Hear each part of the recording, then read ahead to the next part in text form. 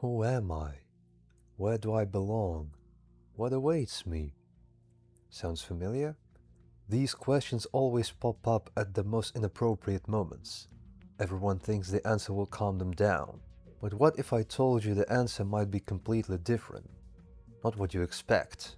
Much darker. Still want to know your future? Good. Let's use the game SOMA as an example to understand why this knowledge can only make things worse.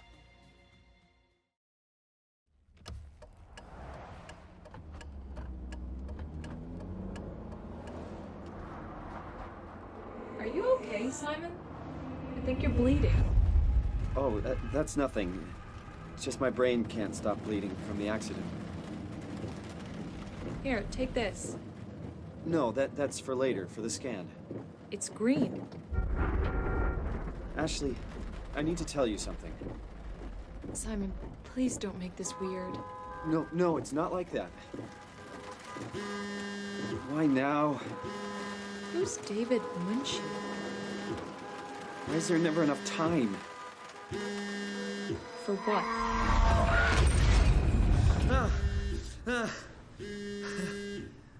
Christ.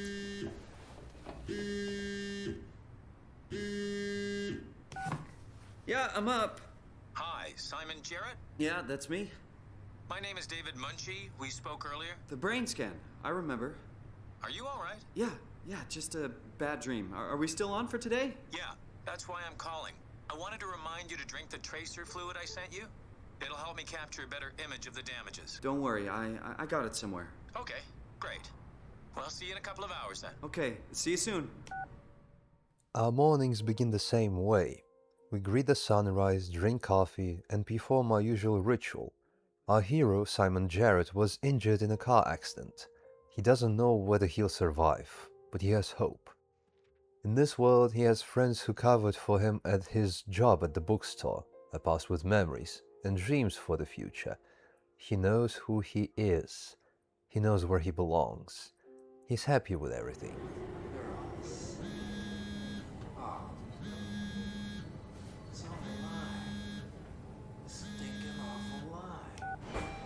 Jesse, Hey, Simon. I got your email. Just wanted to wish you good luck and let you know I got you covered. thanks. I should be able to come to the store after the scan. Don't sweat it. I got Matt and Chris helping me out. Maddie from SNL? Guess you didn't hear? He's coming in full time, working the comics section. That's Ashley's job. Yeah, well, you know. Forget it. Not doing her any favors by leaving an empty spot. Not like she's coming back. Well, good luck. Hope they find a way to reverse the whole, dying thing. Dying thing? You're the worst support ever. What should I say? I'll see you later, Jesse. Don't burn the place down while I'm gone. Over and out, buddy. Mr. Munchie, who, although is not a doctor, can still buy Simon time and takes on the task of helping him with the aftermath of the accident, or at least tries. All he needs is a model of Simon's brain. This allows to simulate various treatment methods. Simon follows the procedure, but he has no idea that this is the last moment of his former normal life.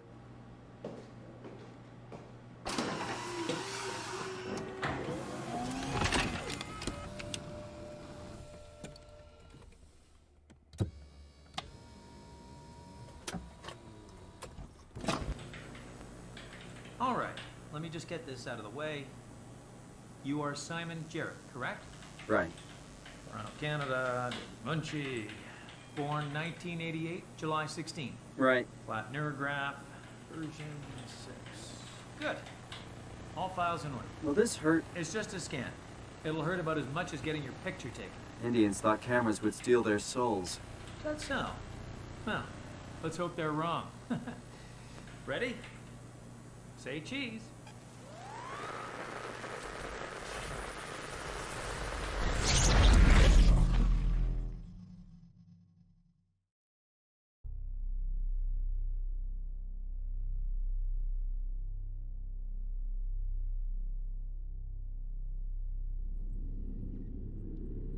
What happened?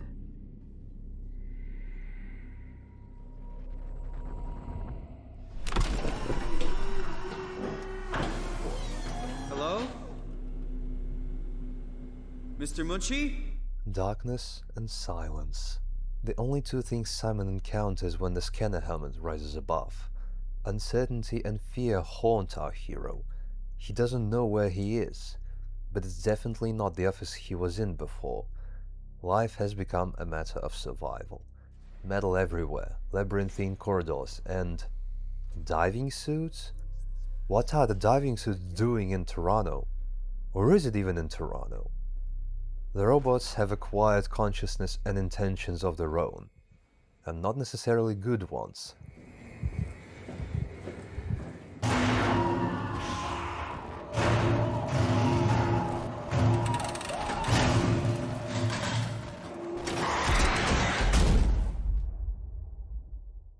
There are more and more questions, but no one can answer them. Or is there someone?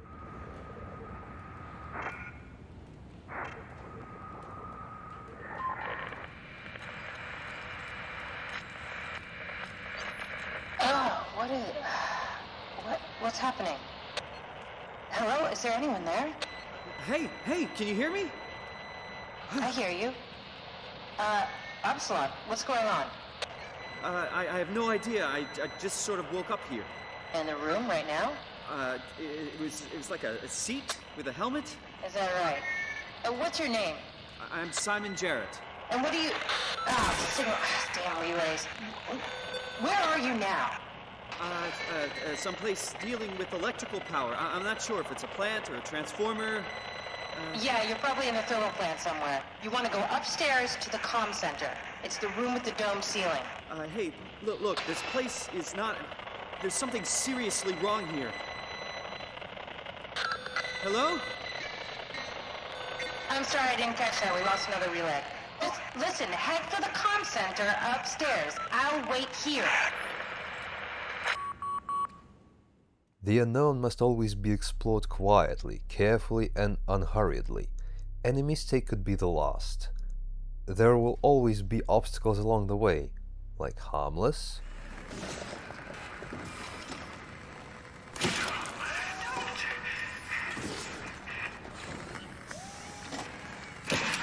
I need it. Why? I was okay. I was happy. and not so much.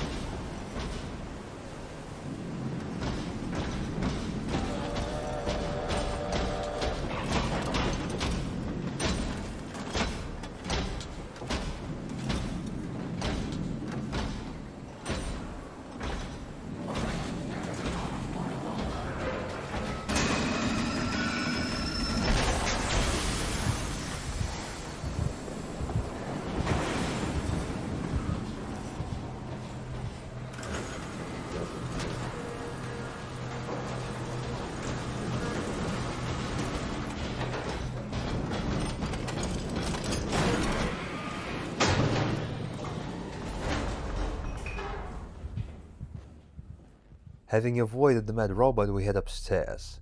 There we find a robot who isn't so mad after all. He's sane, capable of thought, and even feels discomfort. What the hell happened to you? What are you? Are you blind? It's me. Carl Semkin. Wrangler? Any of this sound familiar to you? No, actually. Well, thanks for being so helpful. It's not like I'm knocked out on the floor or anything. Are you human? Shit, did my body give it away? I try hard to stay a mystery. Yeah, I'm human. Are you? My name is Simon. Do you know anything about this place? Oh, you knew. That makes this slightly less weird. Look, I'm obviously hurt. If you see anyone else around, just tell them where I am. So, where are you, exactly? Are you for real? I'm right here.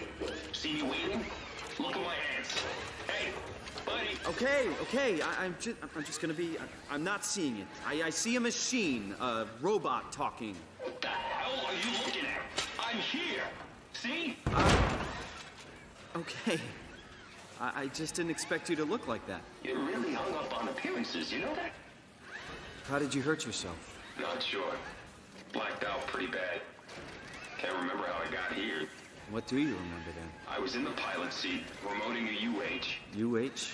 A universal helper. You know, a robot like these things, but livelier. Anyway, I was just dealing with some heat shields and... that's my last clear memory.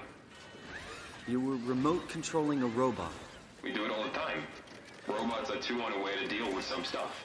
Intuition doesn't grow on motherboards, you know? Did you maybe get trapped in the robot somehow? Your mind is pretty tightly wired to the helper, but nah, pretty far-fetched. Listen, I don't want to alarm you, but I think you might be trapped in a robot. I'm telling you, get your eyes checked. I'm right here. I see both my hands, both my feet. When you remote, all you see is like a video feed from the helper unit. Your own body is entirely out of the picture. I'm really hurting here. Go get some help. Find someone who can help. If you see any others, just let them know where I am. He introduces himself as Carl Semkin, the same one whose corpse lies 50 meters away. Further passage is blocked due to a lack of power.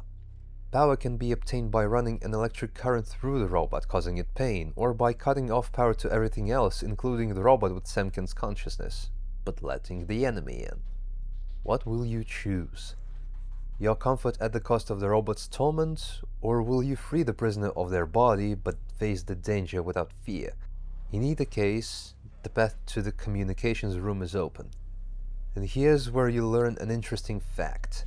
Even if you think you're doing everything right, there will still be someone who will give advice that seems right based on their experience and reality.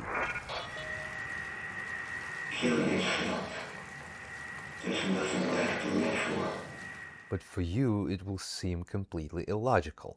Nevertheless, sooner or later, someone will provide the answers. Hey, are you there? I found the dome ceiling. Oh, that's better. Simon, was it? Jarrett, Simon Jarrett. Hi, Simon. I'm Catherine. Have you figured out what's going on yet? Me? I was hoping you'd have some answers. I probably have some. What do you want to know? Where to even begin? I mean, what is this place? How did I get here? And why do the robots talk like they're people? Well, you're at Epsilon, clearly. Have you never been there before? Where did you work? The Grimoire in Toronto. Is that really important? No, I mean, where did you work at Pezos 2? I don't know what that is. That's unexpected. Did you come directly from Toronto? Yeah, I did. And it was very unexpected. Have you seen any people? Like staff or field technicians? Only robots, crazy ones. This is also strange. You're telling me. What was that? Whoa! What's going on? I think this place is about to collapse. What do I do? Simon, come to Lambda. How do I get there? There are shuttle trains connecting all the sites. Find one and come here. I'll wait for you. And just as the puzzle begins to come together, one event will send you back to the very beginning. Where should I? Oh, fuck!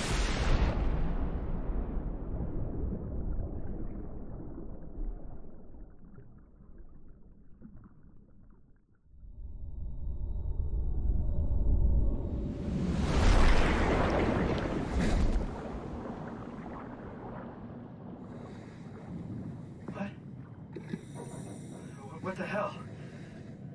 How is this possible?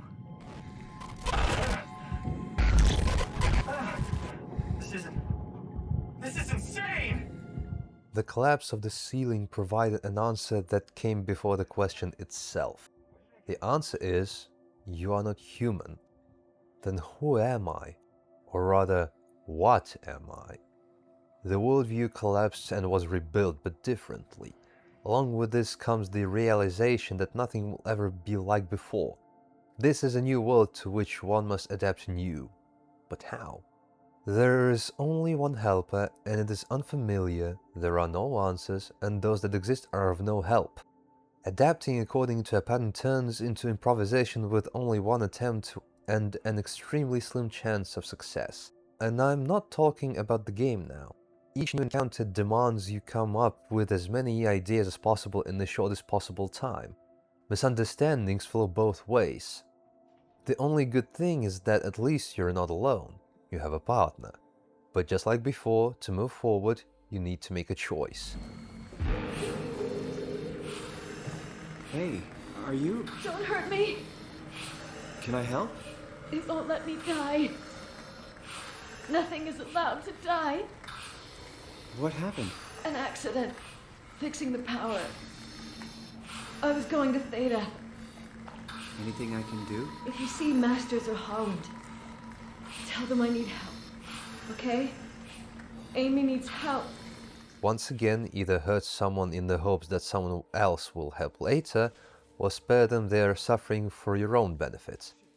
Regardless of the choice, we reach our partner, the one we thought was human. Once again, life throws us a surprise. Right next to you.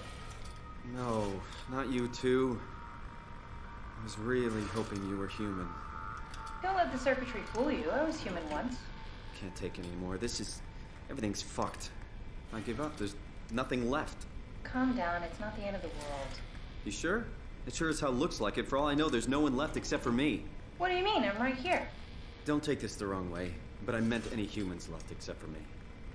Have you looked at yourself lately? You're a walking, talking diving suit with some electronics slapped on for good measure. I don't... You don't want to think about it? We'll start thinking about it. I don't want to do this anymore. I don't want to be this. I want out. Before you do anything hasty, could you help me with something? What? I was trying to find out what happened with my project when that brute knocked me to the ground. Your project? How could anything possibly matter when you know you're a stupid robot in a stupid dead world? Okay, focus. I need you to fix me so I can get back to work. Then you can sulk as much as you want. You gotta be kidding, right? I think I have a better chance of building myself a time machine than of putting you back together. I just need to access the computer.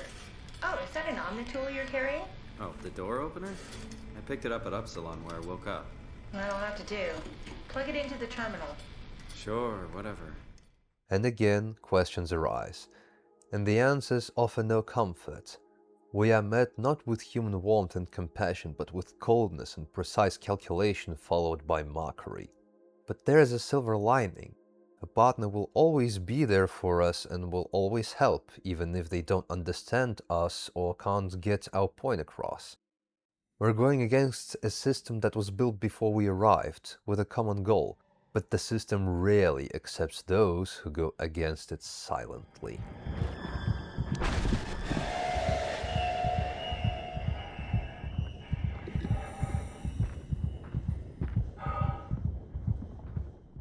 The recipe for success at the beginning is simple. Find a pattern, use it to your advantage, and win. Right? No! Tactics will change every time. Adapt and improvise. Remember? This works both on your side and on the system's side. Its main strength is chaos and unpredictability. MS Curie tests your strength in two ways at once, tactically and mentally. Alright, we're in. Let's find a working escape vessel. In the background you can hear the crew's final broadcast. The world is gone, and so is any hope of survival. The sky is pitch dark with smoke. The ocean is dark. Incredibly dark. In the distance, I can see land. According to navigation, Lisbon is the coast of Portugal. Any signs of life? Over. Over. It's on fire. Everything is on fire. The flames, they're reaching all the way into the sky. It's unreal. Any signs of life? Over. No. Nothing but a massive firestorm covering the continent. It's a demoralizer. Is the whole world really dead? Is there really no one left? And in such a situation you have to push further into the unknown. Believing in something bright won't help you. The realization of the inevitable is crushing. The question is, will you break? Do you want to plan ahead? Forget it. It's impossible to plan anything when you can't spy. The situation is made even more difficult by the extremely limited room to maneuver. Obstacles are all around. Anyone can get behind you anywhere. And somewhere out there, he is lurking. Just when you try to get to know your new nemesis better, he's already there, waiting for you. But if they're unpredictable, then so can you be. You'll still have to face your fear, sometimes literally. It's a necessary risk to achieve your goal, but any maze can be learned and navigated mindfully. Any obstacle can be overcome, and all this for the sake of winning the arms race and destabilizing chaos. Everything has a weak point. Once this weak point is found, it must be exploited, and then chaos suddenly becomes predictable. Only then does the system's goal no longer create unpredictability. Its goal becomes you. Therefore, the only way out of the situation is to run the hell away. Warning. Reactor collapse imminent. Proceed to the emergency vessels.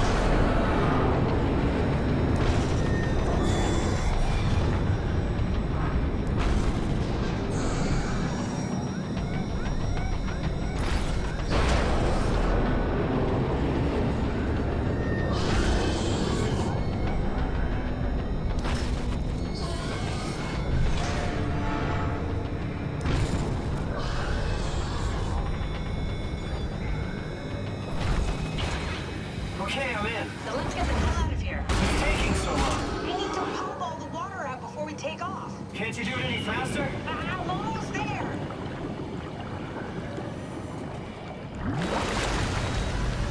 All right, here we go. Hold on to something.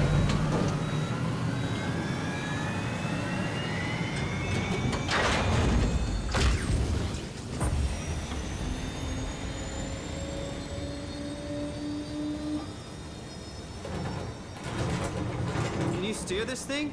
Starboard rudder is choking, but I can compensate. How do you even know what direction we're going in? Don't worry, I'm hooked up to the navigator. We're headed for Theta. Should be a matter of minutes. I thought I was done for back there. Seems like the WOW is keeping the Curie from going into a catastrophic failure state. I mean, how did it get on the ship? Are you talking about the black tentacles in the engine room? I've seen them before at Upsilon. What are they? They're a manifestation of a malfunctioning station-wide artificial intelligence called the WOW. Station-wide? So we just made a powerful enemy.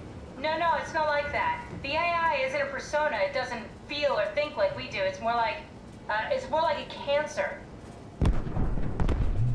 Was that the ship? Looks like your sabotage worked better than expected. Brace for impact!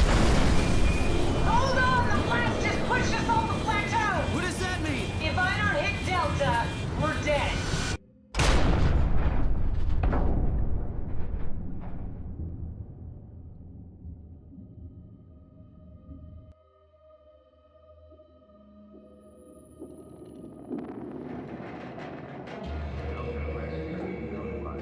Please remain seated.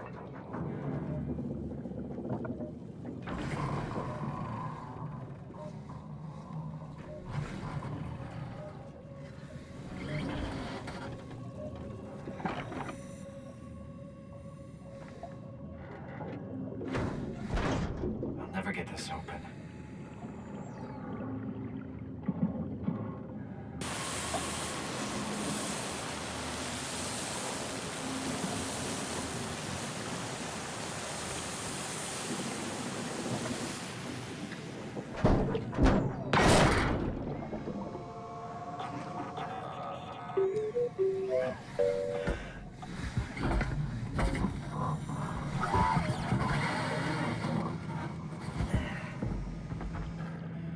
Oh, hey, little guy. Didn't expect to see you again. Don't worry, Kath. I'll find a way to Theta. You survived. You're exhausted, tired, but still alive. But this isn't the end. With every risk comes a corresponding reward. You've earned a break from stress. Delta is your air pocket and a pretty good source of information about what awaits you both at the end and in the near future. Stratsky. Can you hear me? Theta, listen. Akers is headed for Theta. Don't build any more panic. Getting a signal, but no audio. Stratsky, it's Komorebi. Akers has gone mad. He's dangerous. Stratsky! Sorry, Delta. Still no audio. Try calling from another access point. Stratsky, I can try sending. I have pictures.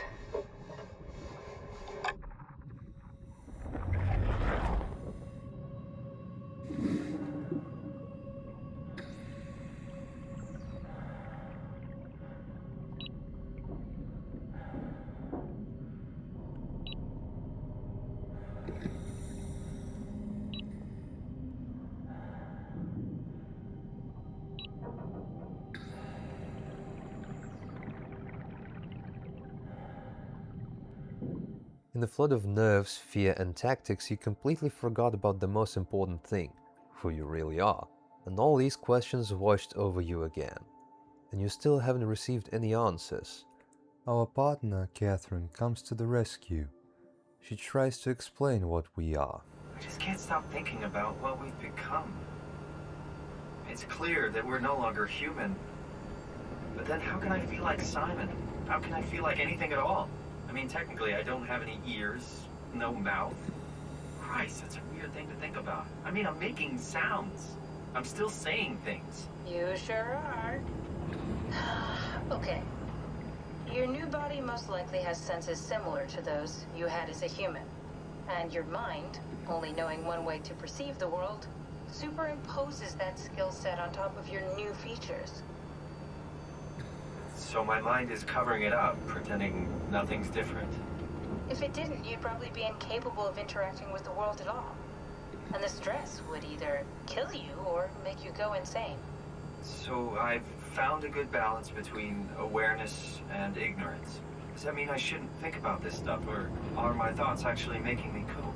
Could I tip the balance by suddenly gaining some insight and go insane? I wouldn't worry about it. I mean, we have real things to deal with. But the time difference is still noticeable, as almost 100 years have passed since Simon's scan. Although Simon and Catherine are roughly the same age, the generation gap is still palpable. Once again, we realize that the realities of the present and the experiences of the past speak different languages. The world is changing, and with it, its structure. The lines between right and wrong, traditional and spiritual, have become almost completely blurred. And all this thanks to artificial intelligence. However, we'll talk about that a little later. Another test awaits us. We are accompanied by faith that at least here everything will go according to plan. There are no guarantees.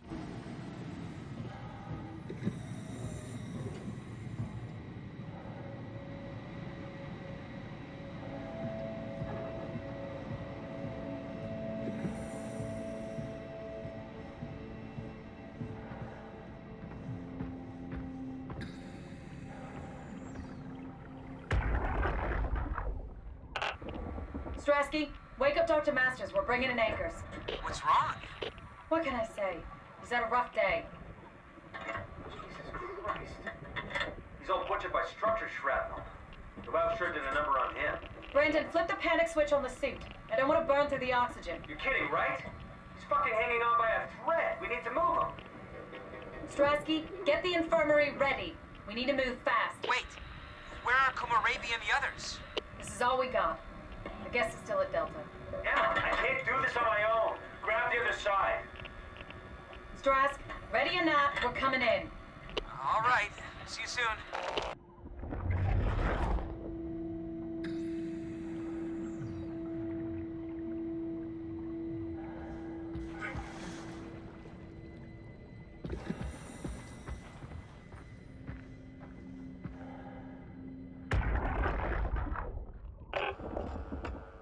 This thing on? Can everyone hear me? Go ahead, Strom. Listen up, all members of staff. The art project has caused a lot of arguments the last few months. I'm not going to pretend I understand what the hell Sarang talked about and how his continuity suddenly made sense to kill yourself. For the fucking love of God, or whatever you think is important, don't kill yourself. This place is miserable enough. Don't force your friends to clean up your blood. Rest in peace. All of you. Good? Beautiful, sir. All right, everyone. Show's over. Get back to work.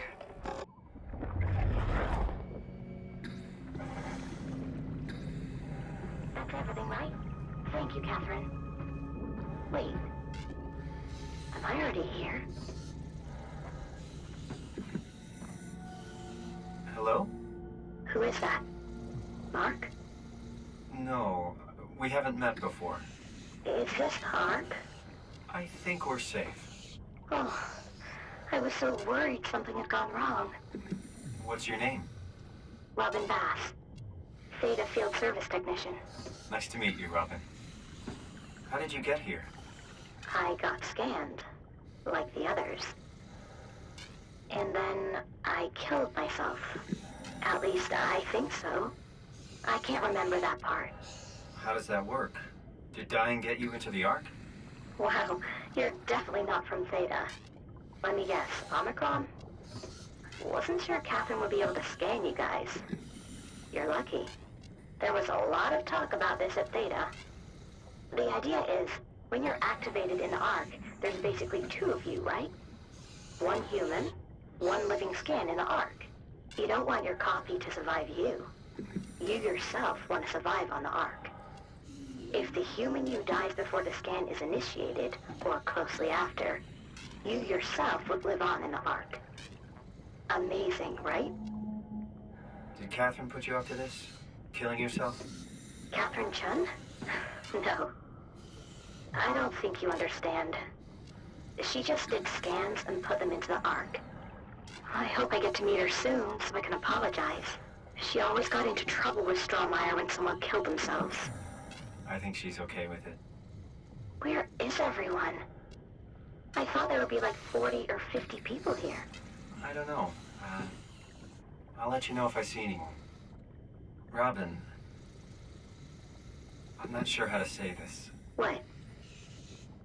This is Yeah? pretty amazing, right? I mean, the Ark. Yeah, it's great. Catherine and the guys have really pulled through.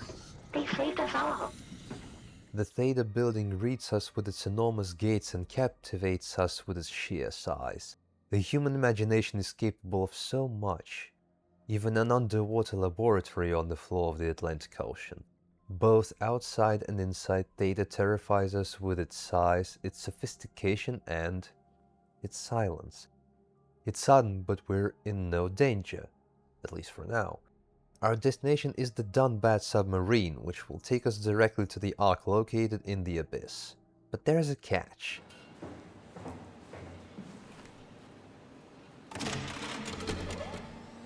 We're here? We're here! Okay, great. Time to hijack ourselves a submarine. There will be nothing stopping us when we have the Dunbat. Here we go. The Dunbat! Ah, damn it. I knew it was too good to be true. What's wrong? It's quarantined. Hold on. We need a security cipher. How bad is it? It's we don't write these things down type of bad. Maybe someone's still around who can tell us what it is. Sure, let's go with that. I'll just unlock the other doors for you so you can explore the station. The submarine is in quarantine and the code is missing. Surprisingly, it was on the Theta station that the Ark project was born. At first it was a pet project, but after the apocalypse it became humanity's only hope. This project became decisive and most revealing, because progress is matched by human naivety, fear, and faith in anything better than reality. A continuity theory emerged. It posits that it's possible to reach the Ark if you kill yourself shortly after the scan. The theory of quantum immortality has become more real than reality itself. Did you know that the human body consists of up to 75 trillion individual cells? They typically don't stay with us till we die.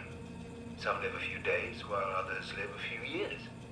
We're not affected by their short lifespans, as they're replaced by new cells which help sustain our bodies. I don't think anyone would argue that we ever lose our persona due to this process. Yet we are clearly in a constant state of transformation. Then how do we remain the same? A continuous flow of thought and perception keeps an unbroken chain of continuity that we know as our self. Our conscious mind is not the pattern of our brain, but a continuous emergent entity based on that pattern. When Dr. Chun populates the Ark, she is capturing a moment of our existence and placing it inside the digital world. Soon you and your digital you will grow apart due to diverging experiences, but for a tiny window, you are the very same. With unbroken continuity, it will live on.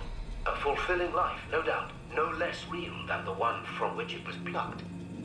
Now remember, you are not your body. You are the emergent entity. That entity just happens to occupy two places at once for a while. If you took away your body, you would simply be the only one you can be. The you inside the Ark. Let your body die and continue on in the digital paradise among the stars. Out of desperation, part of the team simply committed suicide. That's why it's so empty, quiet, dead here. But those same copies of consciousnesses are saving us. We need someone who knows the code, and with them, a suitable environment for the copy not to get mad. What are we doing exactly? We're gonna have a talk with Mr. Wan. Use the computer to activate the simulation. That wasn't so bad. SOMA really got me worked up, bastard. What? What happened? Where did everyone go? Don't be afraid. Chun? What happened? I can't see anything. There's nothing here. It's okay. It's all a part of the scam. No, that's a lie. You're lying. Okay, calm down, Mr. Wan. No. Well, why are you doing this to me? I trusted you, Chun. I trusted you! To get the second one, we must go down to the surface, into darkness and silence, broken by piercing screams. Simon, the last report filed by the staff mentioned struggling with something called a proxy. The proxy we killed was blind, just like Akers, but it listens. Careful, we spotted two more by the infirmary. What do they look like? Not sure. Seems to be human enough to pass for a crew member at a distance. Tall, dark, and ultimately faceless seems to be what to look out for. I'll keep my eyes open.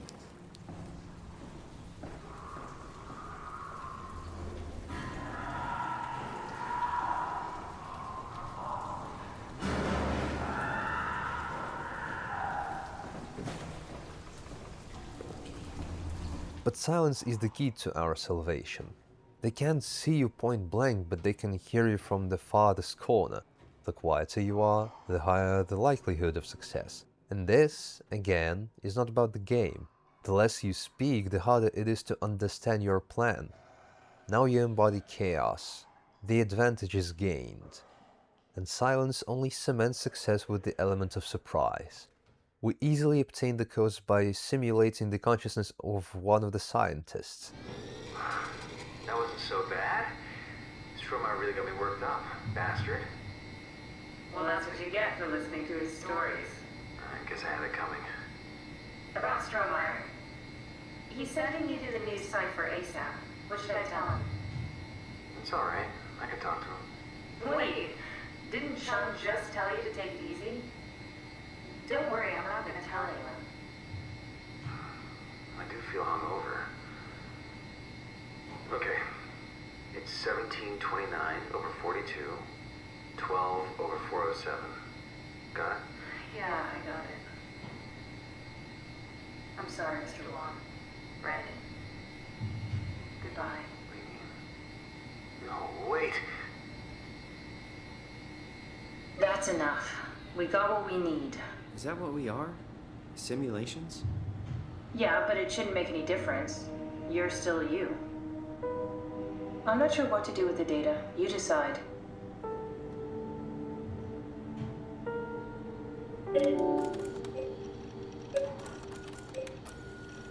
Rest in peace, Brandon. But this experiment raises more questions than answers. After all, if it's possible to create a virtual world that's indistinguishable from the real one, how do we know if our world, which we take for granted, is real? There is no answer to that question. But there is another one. While exploring site data, Simon finds a room with legacy scans, the very first samples, which are scans of Simon himself with his diaries and scans of Dr. Munshi. From them, Simon learns that the real him died 100 years ago in the hospital. The treatment failed, and Dr. Munshi blamed himself.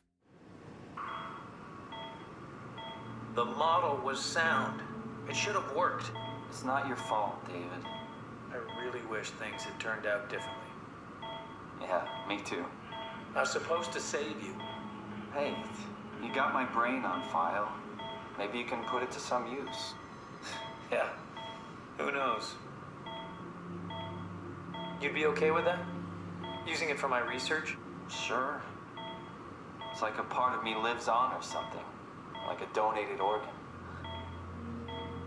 You know what sucks about dying? What? The crash. Everything up till now. The brain damage. You guys, everything. It's made my life so much more real. I started thinking about all the things I was going to do. I'd never been more excited to be alive. All that hope. Wasted.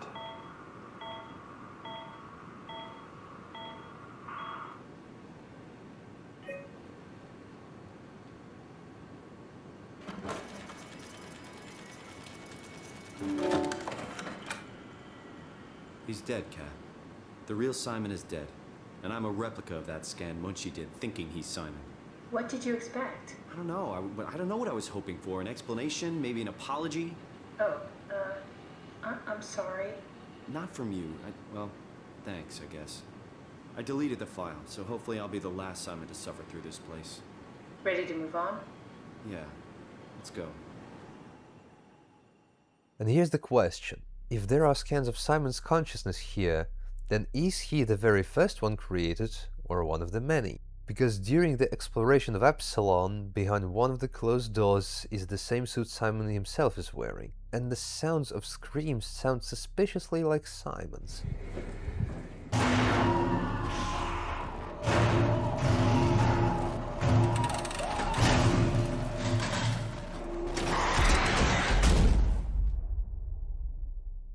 We have a choice. Leave the files or destroy them to break this vicious cycle. Either way, we reach the submarine. We turn it on, but the AI has beaten us again. Chaos still follows us. This race is lost.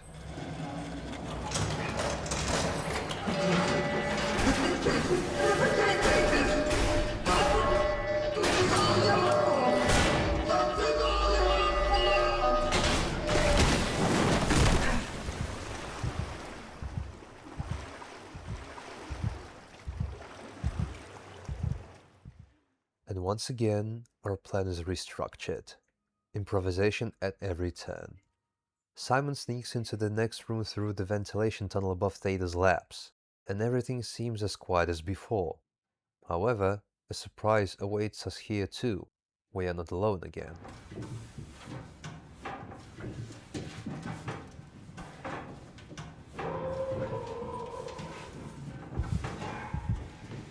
In a separate room, we examine the Ark prototype and formulate a plan to get on it. We also learn why Simon didn't go crazy when he woke up.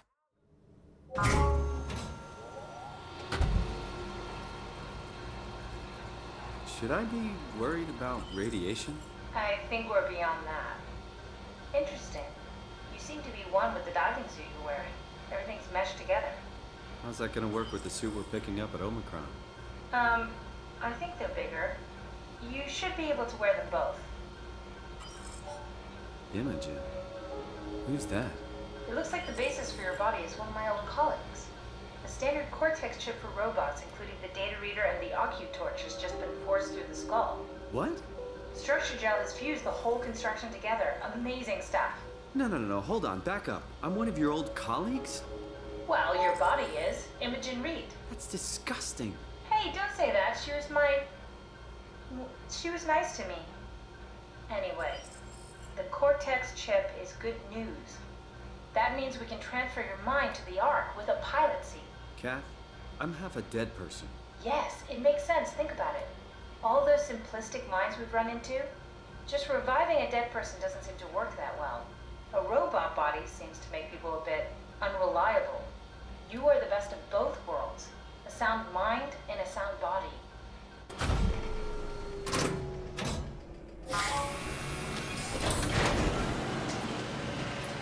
Are we done here? Can we go to Omicron and get my new suit man? Yeah, we should get going. At the same time, the previous plan is transformed into an alternative one. If we couldn't reach the abyss the easy way, then we'll get there the old way, on foot. With this knowledge, we exit the room into a labyrinth of corridors and rooms. We're not alone here, but this time the entity is smarter than the one in the server room. Meet Terry Akers. Former head of Delta Station, he went mad and began putting everyone into a dormant state using a local substance, structure gel. He wasn't above eating it himself, which is how he established contact with the local AI. Terry Akers, Chief Factor at Delta, First Assessment. Brought in today, January 16th, 2104. Reportedly found in his diving suit, unconscious, and in the water. Akers has clearly been consuming large amounts of structure gel, for weeks probably. It's difficult to tell how this has affected his health, beyond the obvious malnourishment, and if it somehow caused him to gouge out his eyes. Small amounts of gel have always been considered perfectly safe to handle, but I can't recall ever hearing about any recommendations on how to treat overexposure. Considering its properties, I doubt it's poisonous, but the more transformative aspects of the theroplasm makes me think that malign cell mutations are to be expected. I think I will need to consult Dr. Eames at Omicron about this. He now has the same mission, to preserve life at any cost. But the concept of life differs for humans and for a computer. For humans, it's a multitude of factors, while for a machine, it's simply a set of physiological indicators.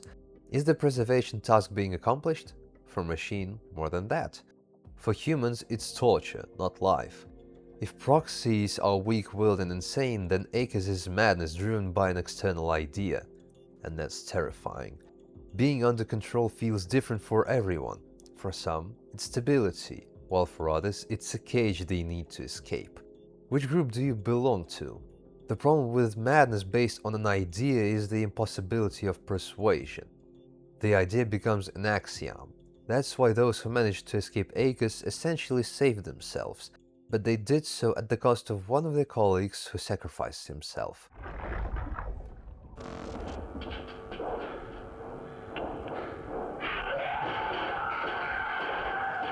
You won't get me, motherfuckers! You hear me?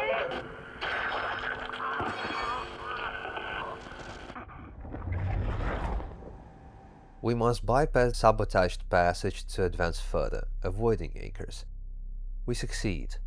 We descend and head for the stairs where, in fact, our mad worker catches us.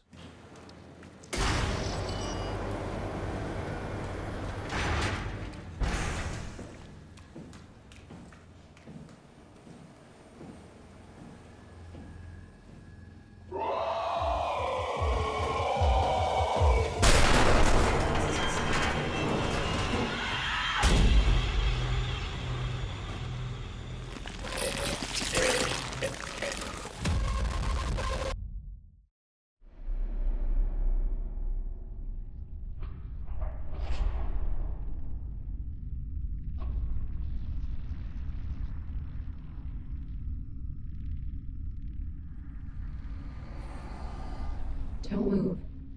It's okay. What? It's over now. Relax. Ashley?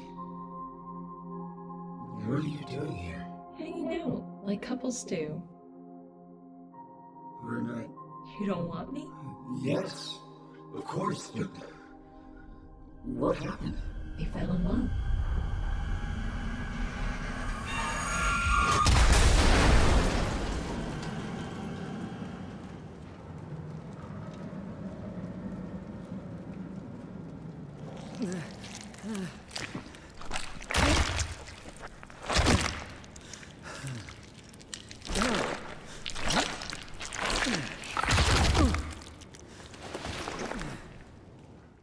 We are saved from what AI considers a heavenly life by pure chance. The elevator that fell after its brakes failed. It woke us up and opened the way forward. A road that runs through an almost literal hell. We see the fruits of Vega's creation with our own eyes. Almost all of Theta's personnel are in a state of hibernation in the underground tunnels. They live in dreams. They live according to what the AI envisions for them. Life which is more frightening than death. And even though Akers is nowhere in sight, silence is our best friend.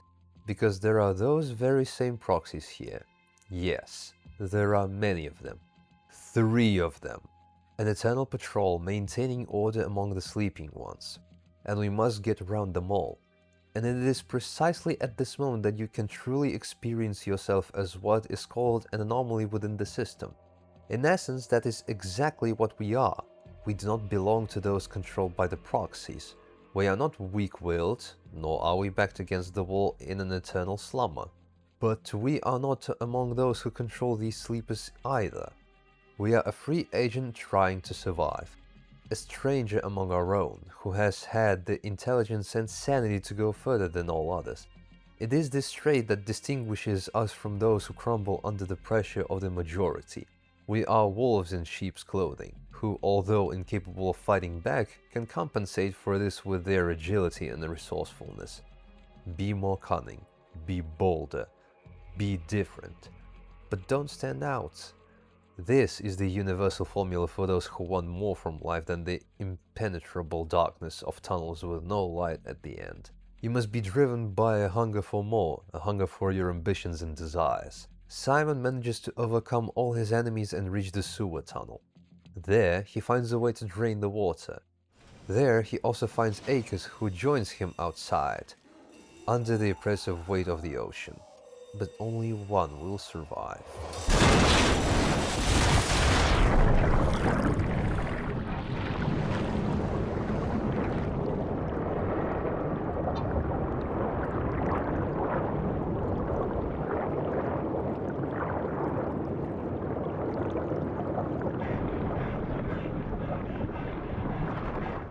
The first thing we see upon exiting the tunnel is light. Upon landing, a corpse.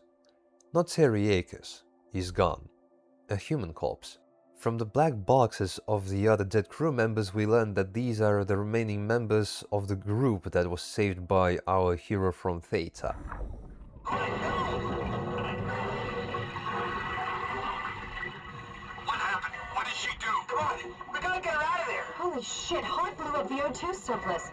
She sealed the tunnel. She really didn't want Akers following us to Omicron. Ah, shit, she's fucking hurt. Her suit is leaking. We have to get her to Omicron! Shit, it's bad, real bad. Oh, fuck, no!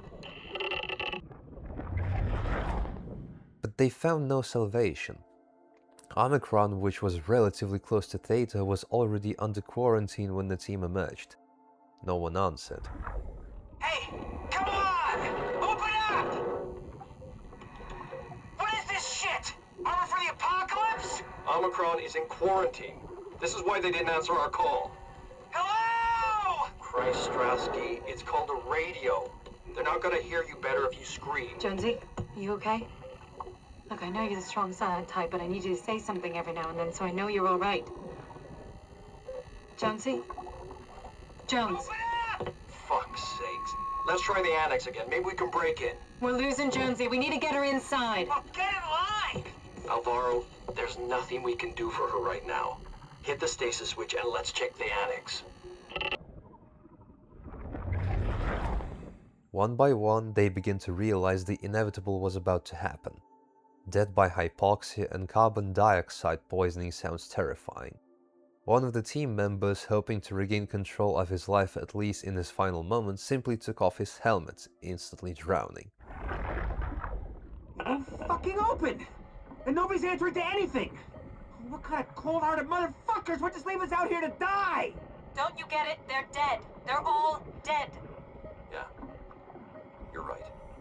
How can you be so calm about this shit? We are dying! How much air have you guys got? 20 minutes, tops. Hey, I'm in red. Seconds away before the CO2 gets me. Stresky? Why wait, right? I'm the master of my own fate. Wait, Stress, what are you doing?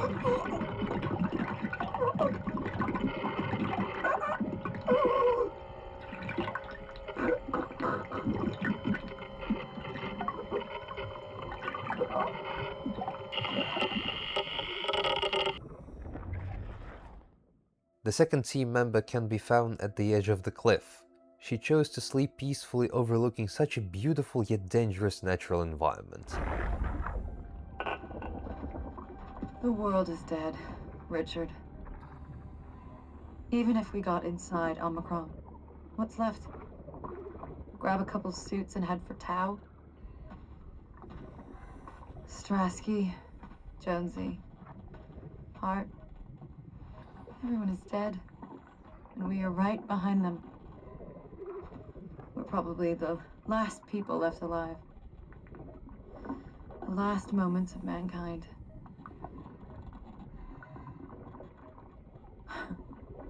No oxygen left. Better sit down. Don't want to fall into the abyss. There are worse ways to die. Probably.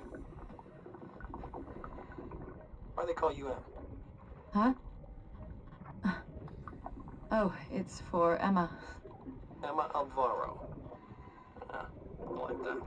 It's a good name. We should have hung out more.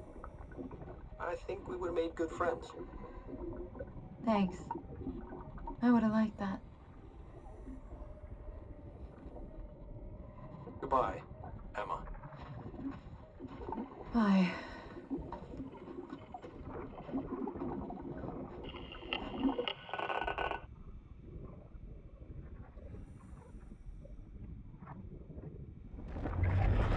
The fate of the last remains unknown. Perhaps he chose one of the cruelest ways to leave this world, to be compressed like a tin can at great depth. Simon finds a way into the building next to Omicron. Inside is a man whose black box is undecipherable, and his head has exploded from the inside. This doesn't seem like a good sign. However, someone, or something, wants us inside the building. We receive the code to lift the quarantine and go in. Did you do that, Catherine? What? Never mind.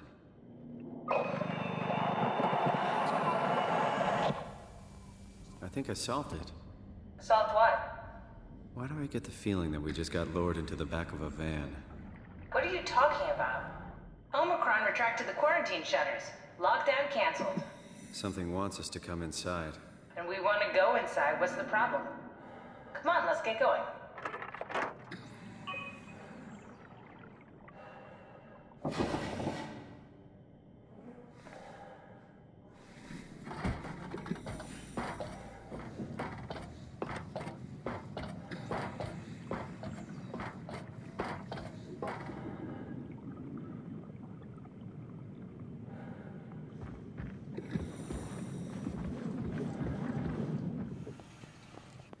Let's find that suit and get out.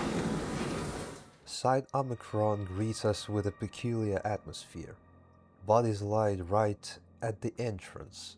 These, unlike the ones on the tower, have no heads at all. This station is absolutely dead. Nothing could have survived here, or could there? Right in the center of the building is a glass room with nobody inside.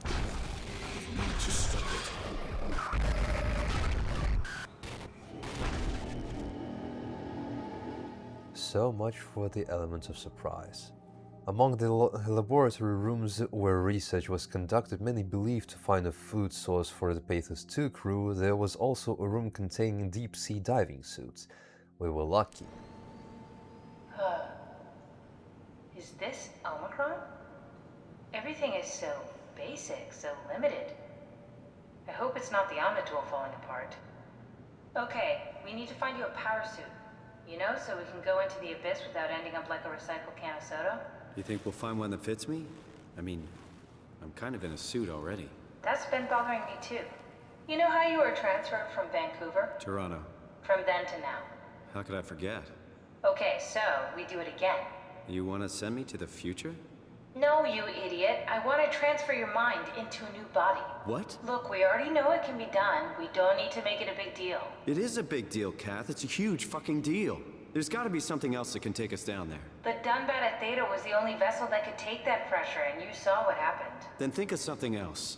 Simon, please. You don't have to switch this instant. Just play along for now. If we find something else, then great. If not... I'm not promising anything. Thank you, Simon. Have a look around the room. This is where they would keep the power suits, if there are any left.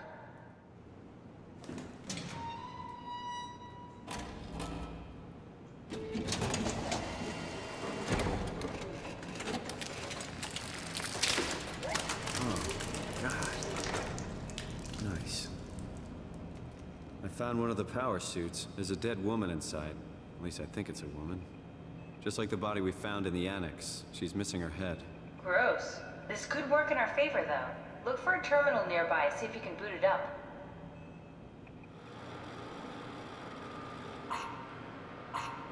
Not exactly grade A material. Don't write it off just yet. Remember what we found out at Theta.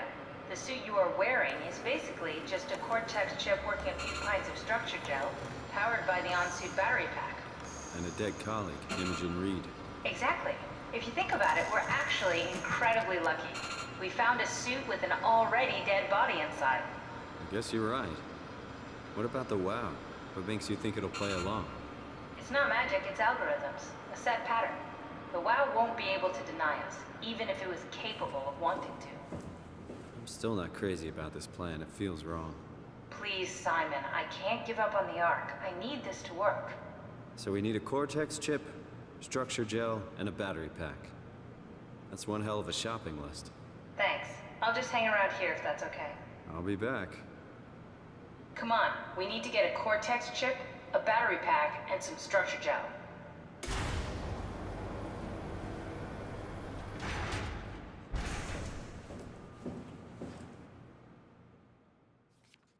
There was a suit there. Unlucky again because inside it too was a corpse. Third stroke of luck, the corpse was headless. We just need to find 3 components to prepare it for the procedure, which involves using a pilot seat. We need a battery pack, a structure gel, and a Cortex chip. 2 of the components are no problem, but the battery, it's guarded by a local creature, a robot girl. She stands alone, in the dark and in eternal grief. For a very long time no one has disturbed her. And then an uninvited guest arrives in the form of Simon. She senses our presence, every step we take. The more we move, the more it provokes her. Does this remind you of anything? It's natural for a person in a state of apathy to want to be alone.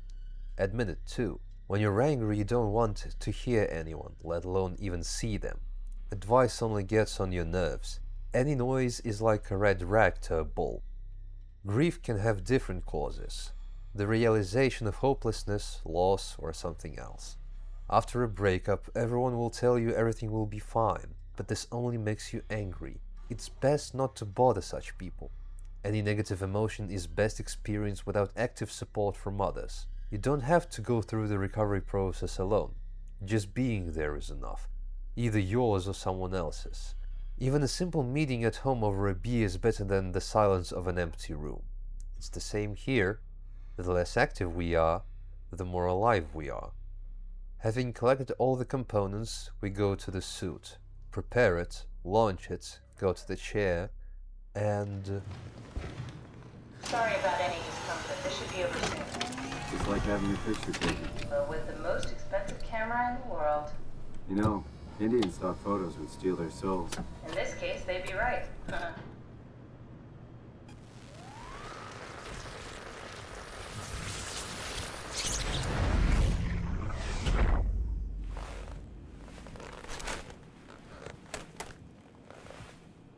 There must be something wrong. Can't you run a diagnosis or something? What was that? No, it's just... Why was it still talking? It's the same like before. Catherine, why was he still talking? That's how it works, you know that. What do you mean? You know it's not magic. You were copied. The sleeping Simon in the seat was copied, and now you are here, just like Simon lived on in Toronto. God damn you, Kath. 2 Simons? There can't be 2 Simons. What did you think would happen? That you were gonna take my mind and put it into another body, like a brain transplant. I'm sorry, it wouldn't work that way. You realize how messed up this is? Please, I didn't mean to upset you. How did you expect me to react to this shit? Please stop. You're fucking disgusting. What's gonna happen to him? He'll sleep for a while, a few days. And then what? Wake up in this fucking nightmare again? All alone? So cruel. Well, what do you want me to do with him? Make friends? Let him know that we have to leave him behind when we go into the abyss? What if he didn't need to wake up? You do that? I don't know. Maybe.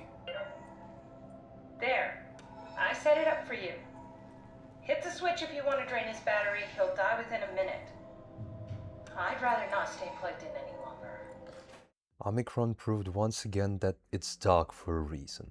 A rebirth in a new body.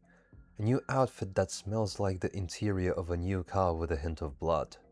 You're no longer who you once were, but you're on the brink. You could simply give up halfway through, or let yourself go from the past with memories that no longer matter. But that's not right. It's murder after all. Metaphorical, but that doesn't make it any better. To solve this problem, you have to ask yourself, what's more important? Live in the past, or move on leaving the bad behind? And is it true that the worst is behind us? It's far from certain. Simon was completely surprised to hear his own voice, not from himself, or rather from another self. And once again, the question of the difference between worlds and generations comes to the fore. Catherine tried many times to explain to Simon that this wasn't a transference of consciousness, but merely a copy. There is a difference between copy and paste and cut and paste. This is the very difference that drove some of Theta's personnel to commit the irreparable. They too didn't understand the difference between these concepts, but they were driven by hope. Scientists with years of cold calculations behind them suddenly believed in digital reality and the possibility of transporting there. All you had to do was slit your own throat. Simon didn't understand the concept of copying because he was constantly stressed. He's not a scientist, unlike Catherine, and he has no understanding of the new world he found himself in. But he must make a choice. Let his previous copy wake up in this horror, unable to escape, or deprive him of this life worse than death. However, looking into the eyes of the old copy of Simon, we again ask ourselves, what number are we then? Was this copy the first? Was there another copy before us? How many such iterations have there been? How many more such clones will be created at the behest of the AI?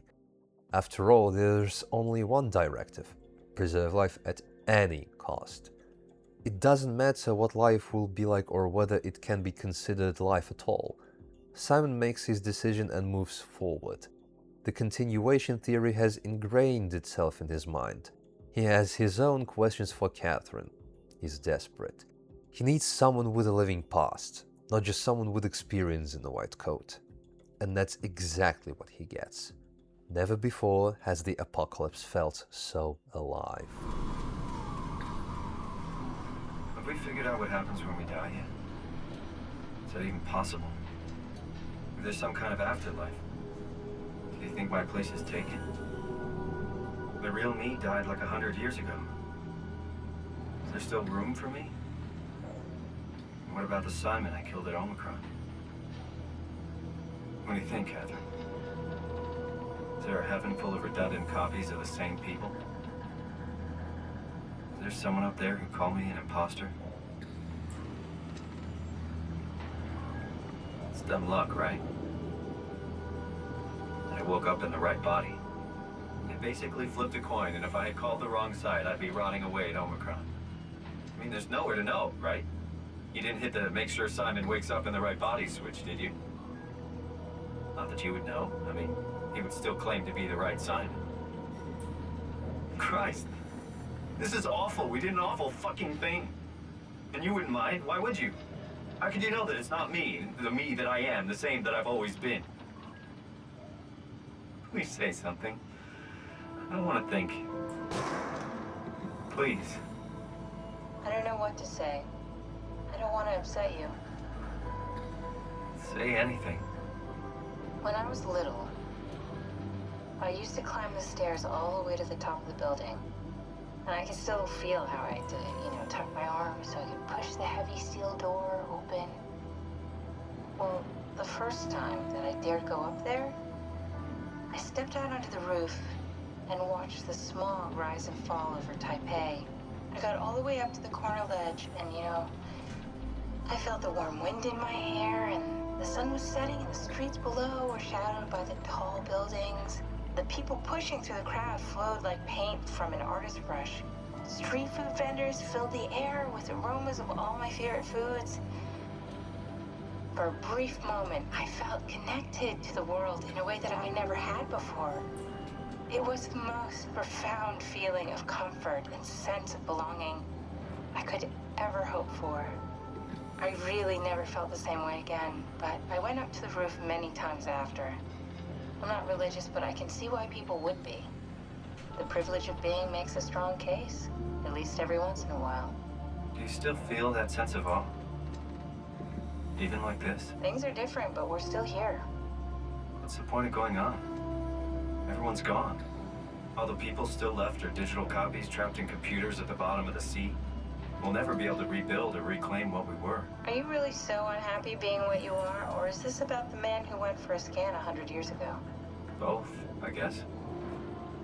When I was back in Toronto, even the worst case, the darkest futures I could predict, they at least included my previous life somehow.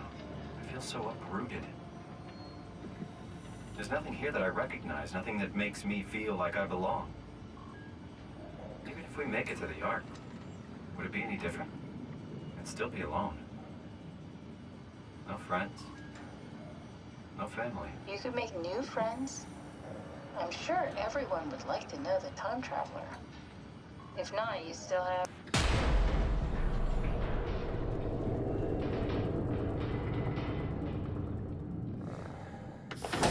Catherine? Kath? Hello, Catherine. What happened?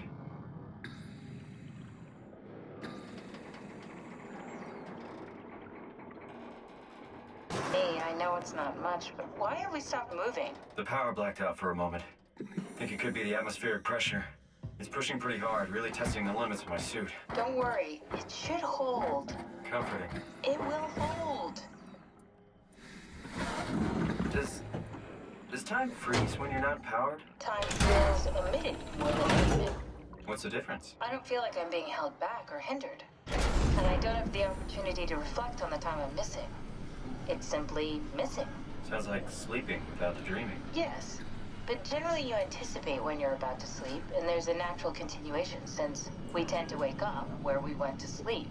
My experience is more like an ever-changing moment that never really seems to find closure. Sounds kind of like a movie being edited live. I suppose so. I guess it sounds exciting, but it really keeps me activated to the point of exhaustion. It's rough. Could be worse. Could be a time traveler stuck in a body made from black goo. That'd be the worst. You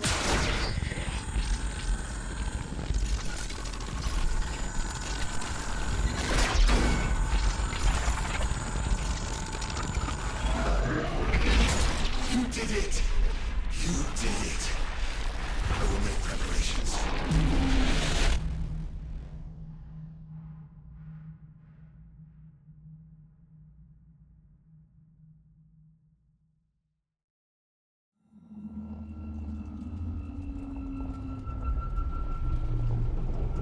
Oh, good, you're back.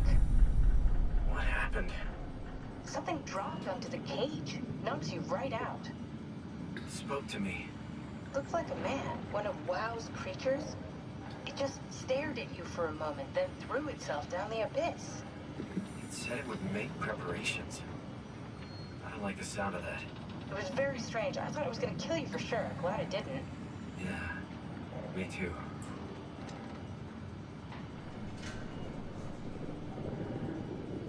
Looks like we're closing in on the ocean floor. Good, not sure the climber could take it much longer.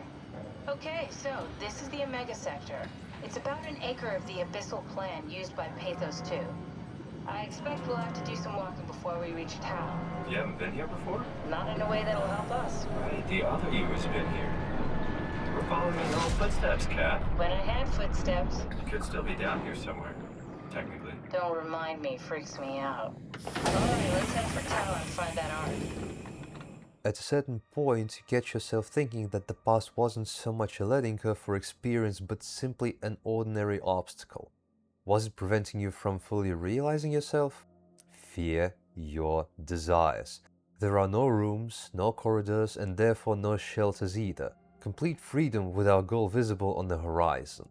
And what lies between the finish line and me? Emptiness and absolute unpredictability.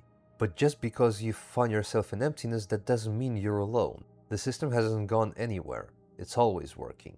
The same artificial intelligence. The WoW. That's its name. The survival instructions suddenly acquired a new layer, one far more terrifying. You thought only humans were alive? What about fish? What about all marine life? It's considered alive too. After the apocalypse, almost all marine species perished. And then the WoW comes in. It doesn't just restore balance and population levels, it exceeds them. We see the fruits of these machinations in the form of fish with mechanical growths and the anglerfish. The latter wears the faces of its victims on its body, almost like trophies. The abyss is chaos not created by the system, and which even you cannot escape. All that remains is to run forward. Forward to the only shelter in a place where even the sun is invisible due to a depth of several kilometers, where the pressure constantly tests your strength and the environment tries to devour you. Simon reaches Tau. The end is near.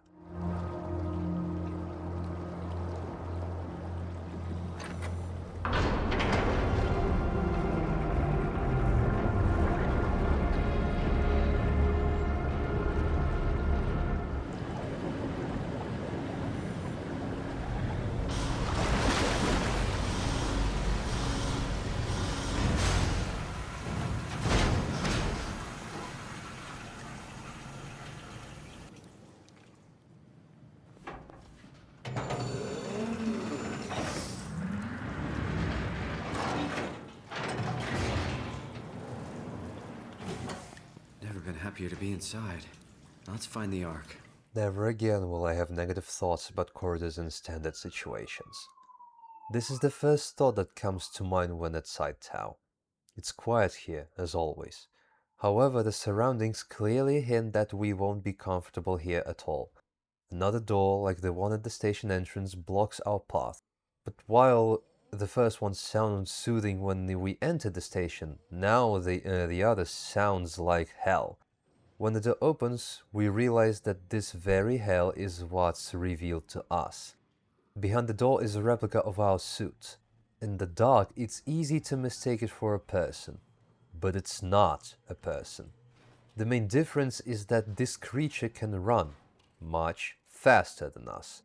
It doesn't move when we look at it, for exactly a couple of seconds. So standing still is out of the question. You have to run and hide. And here's the irony. It's literally a battle with your own inner demon. They're always stronger than you, always faster than you. You don't recognize them right away, even if you look them straight in the eye. But when they come hunting for you, you lose control.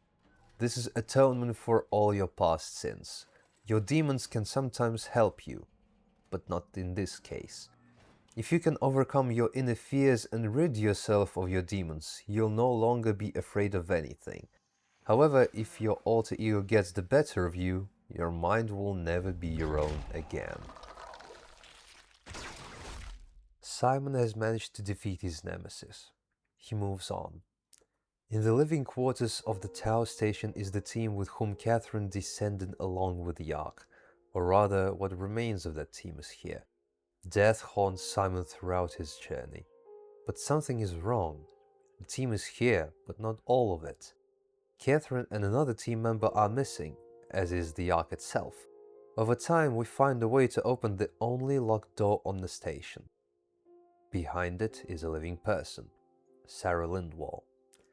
Next to her is the Ark. She's the last person on Earth. She's the guardian protecting the Ark from the WoW's influence. And Simon arrives just in time. You're different. Go ahead, make yourself at home. Nice suit. Used to have one just like it. Are you human? Sarah Lindwall, payload technician at your service. A rare sight, am I right? I'd say so. You're the first normal living human I've seen. There's not many left down here. Most of them are up on the plateau. You mean at Omicron? Yeah. There's no one alive at Omicron. You've been there? I've been all over. The power plant at Upsilon, the ruins of Lambda, the abandoned Delta, Theta. You've been to Theta? There's not a lot left of Pathos 2. And, I'm the only living person you've met? You mean I'm the last living human on the planet? I'm sorry. Who are you again? Simon Jarrett. Stationed out? Nowhere. I used to work in a bookshop in Toronto. Long story. Then what the hell are you doing here? I'm trying to find the Ark. Why would you? How do you know about that? I've heard it's the last hope for mankind. Damn right it is. Now what do you want with it? Take it to the Gun at Phi. Launch it into space. That was the plan, all right. I've been guarding it ever since we brought it back to Tau. Just couldn't bring myself to let go. To tell you the truth, I don't have the strength to argue. And I certainly don't have the time to wait for the next sentient thing shuffling through here. Go ahead.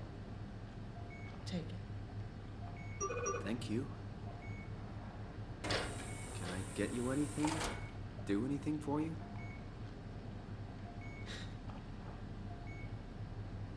You could kill me. Good one. I'm glad you came by. She preserved the Ark with her life, not in the sense of being willing to die for it. On the contrary, she had no right to do that, to hold on until the very end. Simon became her opportunity to both fulfill her original mission and the chance for a peaceful death with a friend by her side. This is her final will, and we are fulfilling it.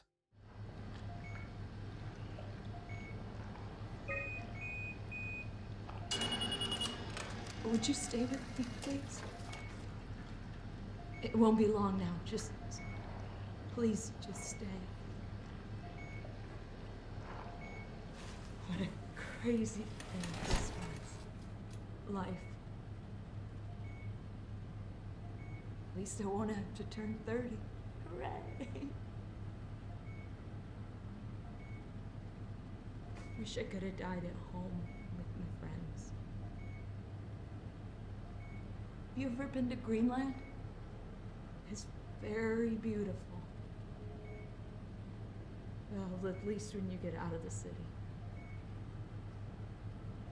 Nanook is busy, and yes, there's like 12 million people trying to get around, but it's a great place. Or rather, it was a great place before the comet ended it all. You know what? I prefer it this way. I liked Pathos. Liked my colleagues.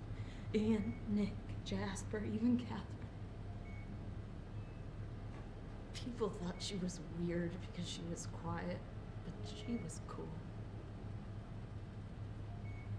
Simon, you still there? I'm here, Sarah. Don't let him die, okay? Send them out there. To the stars.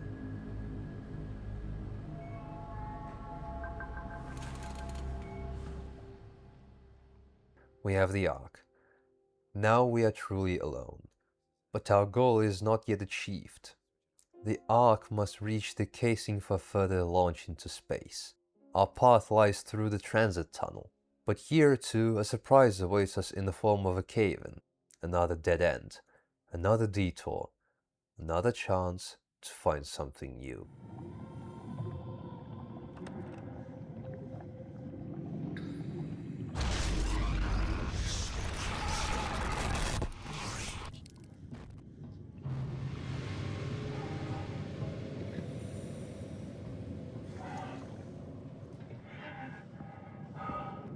Remember Dr. Ross who went down with us on the elevator into the abyss from Site Omicron? Like us, he's a product of the WoW. Unlike other creations of this AI, he's not hostile. Ross is partly responsible for all the events within the facility, as he programmed the machine to preserve life. He knows this and wants to fix it. While preparing the suit, Simon used a structure gel that, prior to the events at Omicron, was designed to destroy the WoW. Poison for the machine, salvation for the remaining people on the station. The plan was never completed for reasons already clear, but now everything has changed. After all, the path to Site Phi runs through Site Alpha, the very place many considered unreal, the place from which all the madness of the underwater complex originates.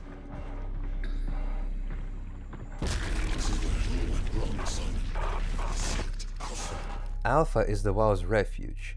We see before us a colossal creature that was once a simple structure of microchips and wires. We must make a choice. Kill the AI or leave everything as is, hoping for its ability to learn and solve the problems it created.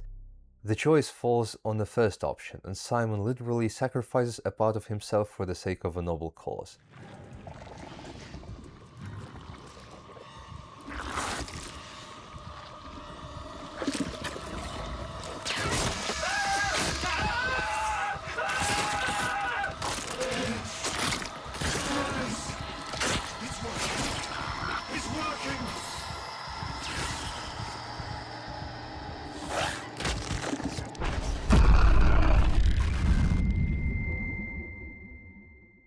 The reason for this is one simple fact I mentioned earlier. AI has no soul. For it, the concept of torment, despair, hopelessness, and hope do not exist. There are only a set of instructions and parameters, dry statistics and a one-sided view. No philosophy. It will practically never be able to understand us. That means hoping for change is utterly foolish. Just like in our world, the WoW was just a tool that evolved into something greater, and that greater something didn't make things better. It only caused harm, suffering, torment, and fear. Things the AI can't comprehend. Despite his injuries, Simon reaches Site Phi. Victory is just around the corner.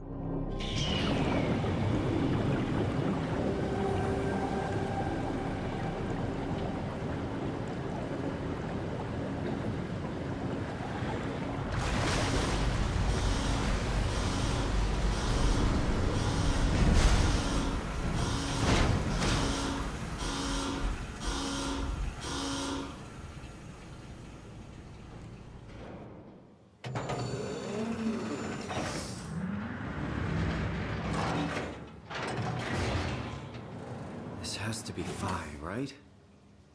Hope the Ark made it here in one piece. Site Phi, the Omega Space Gun home site compared to the rest of the station, was practically undamaged. It was sterile, empty. The Ark had arrived without incident or damage. The shell casing was in its proper place. Next to it lay Catherine's corpse. Simon told her about it. There was no panic in response, only coldness and indifference.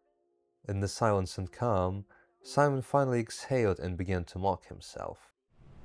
You know, I woke up in my bed today. It just happens to have happened 100 years ago. Sounds like a riddle. It does. I woke up in my bed today, 100 years ago. Who am I? He loads the Ark into the shell, sends it towards the cannon, and follows it into the pilot's seat. His final moments in this nightmare are about to end. Or so he thought, forgetting one small but crucial detail. Okay, ready when you are. Just hit the button and we're off. But we need to transfer our minds to the Ark. We also need to make sure it launches at all, so I tied them to a single switch. Just push the button and we're off. Here we go. No turning back. Thank you, Simon. Don't mention it. It's an amazing thing you did. And I want you to know I appreciate it.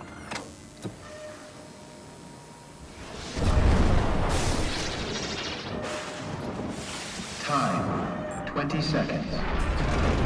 What's the matter with the upload? Just give it a second. Thought you guys would have better bandwidth in the future.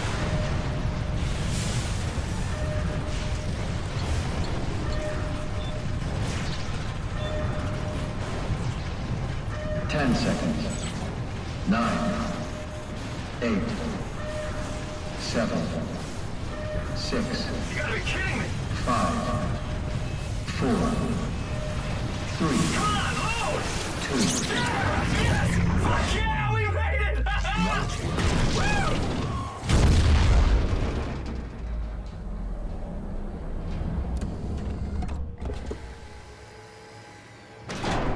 I'm still here.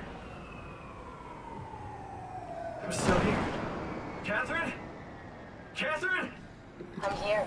What the hell happened? What went wrong? Nothing. They're out there, among the stars. We're here. No.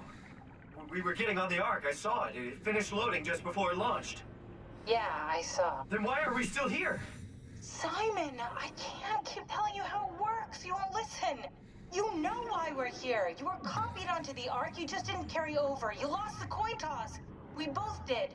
Just like Simon at Omicron, just like the man who died in Toronto 100 years ago. No. This is bullshit. We came all this way. We launched the Ark. I know it sucks, but our copies are up there. Catherine and Simon are both safe on the Ark. Be happy for them. Are you crazy? We're gonna die down here with those fuckers living at large on a spaceship. They're not us. They're not us. I'm sorry you feel that way, Simon. I'm proud of what we did. We made sure that something of the hundreds of thousands of years of human history survives, that something lives on. No. Fuck this. Fuck this. Fuck you. Fuck you, Catherine. You lied. And I believed in you. I trusted you. You said we're getting on the fucking Ark. We are on the Ark, you idiot. I didn't lie. I can't be responsible for your goddamn ignorance. You fuck! Catherine?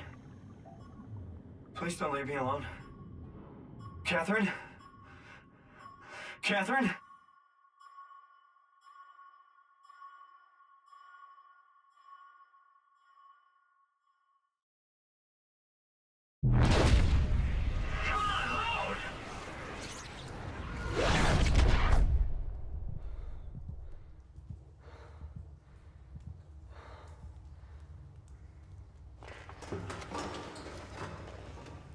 Whoa.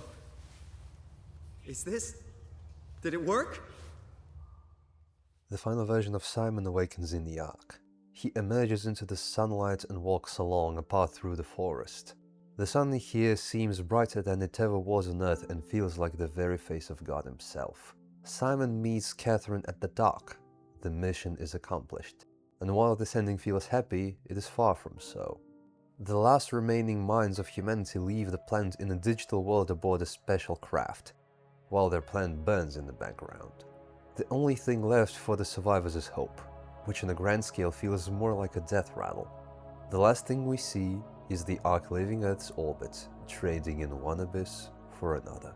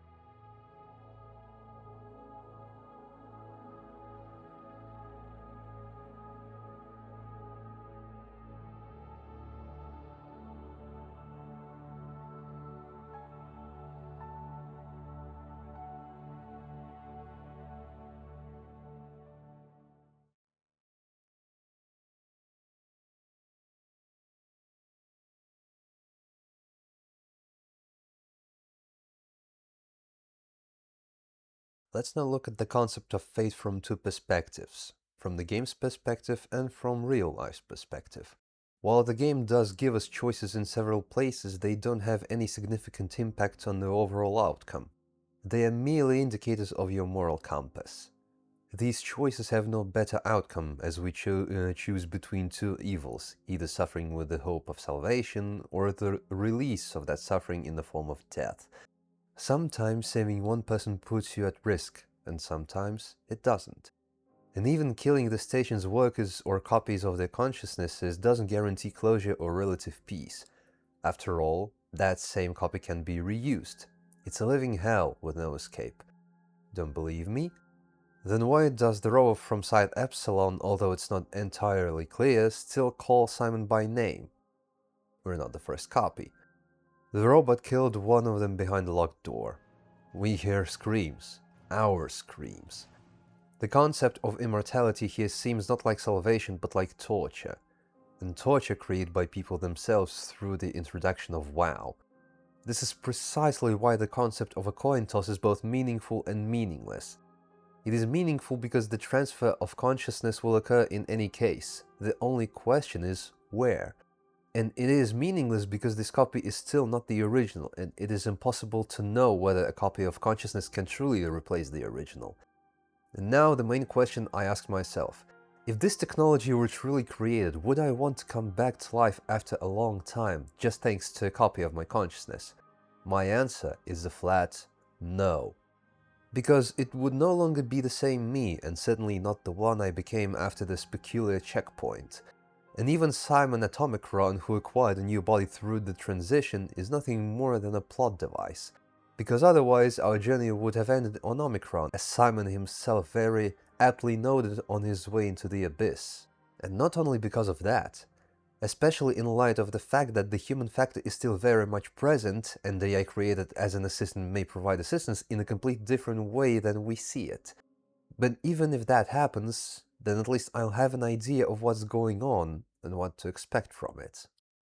Now let's talk about our lives. Our journey, unlike a game, isn't limited by a plot or ending per se. We can create our own. And here, in my opinion, begins the darkest moment, which can partly be connected to the game. If you notice, throughout Simon's journey, his Omnitool screen begins to change, or rather, the logo. It becomes increasingly corrupted. It's the same here. Every journey begins with enthusiasm and hope, continues with the destruction of the system that existed before, and ends in near emptiness and darkness, which is grounded in our reality. I'm no exception. My journey has a similarly structured division, hopes with a plan, those plans being reshaped by others, and the absolute unknown with a descent into the abyss. Let me explain more precisely. My beginning was marked by entering medical school, where I'm still studying. I thought that despite all the introductory lessons, I'd master this field. As it turns out, not so much. Twice now I've been unable to advance past next year. Once due to my own stupidity, the second time due to the surgery that would have prevented me from continuing my education.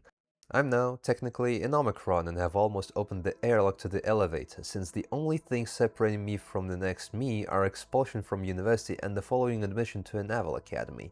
But the questions remain. Who am I? I'm someone who tries to survive at any cost and by any means necessary. Where do I belong? Where I'll be cared for and where I can survive on my own, build a strong foundation and create something more, a family. And finally, an explanation of the system. SOMA, despite its fantasy, beautifully captures our reality in just one moment. Simon's journey from Toronto to the bottom of the Atlantic Ocean. What does this mean? The system is changing extremely quickly and harshly right now, but we are being taught to follow the old model, which only works in isolated cases. I'm talking about studying for a degree, for a job, for a career, for money. But is this really the only path to advancement? I urge you to answer this question for yourself. Quietly, not out loud. At least then you won't become a hermit exiled for dissent. But this is precisely your opportunity to rise above your own weight. Remember this. 3 questions. Who am I? Where do I belong? What awaits me? These are the things we must learn along the path of our lives. We don't need to rush forward only to look back. We've traveled one path to understand what we need to know and what we don't. But let's go back, knowing the end result. Would you travel this path again? Or would you do everything differently? The answer for you will be SOMA, an answer in which knowing the end can be far worse than the path you took to get there.